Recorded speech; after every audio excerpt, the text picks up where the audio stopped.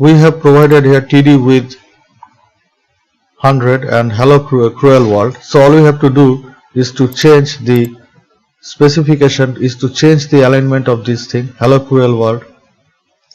If you are trying to make it a more spacious, just increase this size. So all you are doing here now, you are just increasing the size of the column, such as over here I have given it 150. I have changed this value from 100 to 150 now, and then I am changing the value over here again 150. That means 150 plus 150 equals to 300. That means if you now deduct this thing from this total maximum width of the table, which is 1000 pixels, now just deduct this 1000 pixels, just deduct this 300 pixels from this 1000 pixels max width given here. So it is a 700 pixels. Now you provide here 700. Go to file and save.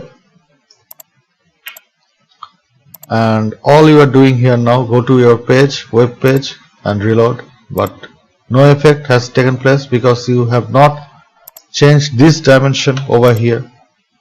So change this dimension and instead of 600 use 500.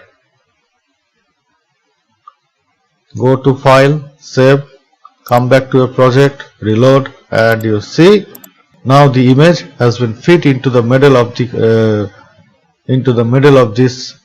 page, into the middle of this table, and as a whole this whole table is now aligned accordingly in the middle of this web page. And the writings over here, the contents over here, hello cruel world, we are learning web. I think it should have been needed a little bit more space here, but right now we are not concentrating on it. So all we have to think about is to place this text. I just want to appear this text over here in this position, and this text should appear over here in this position. That means in the bottom line of this column. Actually what we are intending here, the content of both these elements from the left column and from the extreme right column, these contents should appear into some different manner. Like I'm trying to place this content on the top of this page, on the top of this column, and I am intending to place this content at the bottom of this column. So all we have to do is to introduce another attribute into our column area. Now I am just going to the first column and I am placing here the new attribute, which is known as the v-align, which I place it as top. And in case of the extreme right column, I am placing here v-align.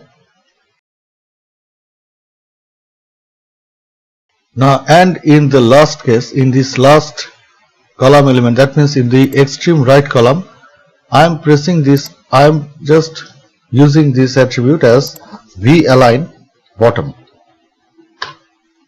Now what I am doing, I am just going to file and save this file, and then I am coming back to our internet browser. So far we are seeing here that both of these contents, they are appearing in the middle of this column. I am just reloading it. Now I can see that these elements, these contents, these are now appearing as we have intended. This hello cruel word, their alignments actually have been changed. The contents, these contents are now coming as accordingly on the top of this element, of this TD element or column thing, and the second one is appearing at the bottom.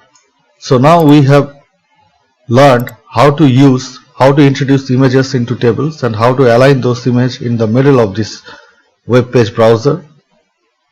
And in the simultaneous way, we are now acquainted with how to place your contents on the top of the column and on the bottom of the column. So we have now crossed over this phase, this tutorial, and we will be now concentrating on our next, the text and what it is. It is actually that HTML text formatting and font settlement.